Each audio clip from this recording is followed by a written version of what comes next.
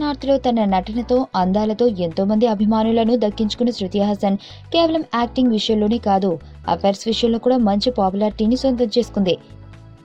ప్రస్తుతం తెలుగులో పవన్ తో కాటమరాయుడు సినిమా చేస్తున్న శృతి ఓ వ్యక్తితో డేటింగ్ చేస్తుందని న్యూస్ హల్చల్ చేస్తుంది. రీసెంట్ గా పవన్ తో చేస్తున్న కాటమరాయుడు మూవీ షెడ్యూల్ పొలాచిలో ఫినిష్ కాగానే అటు నుంచి అటే లండన్ చేరిపోయింది శృతి.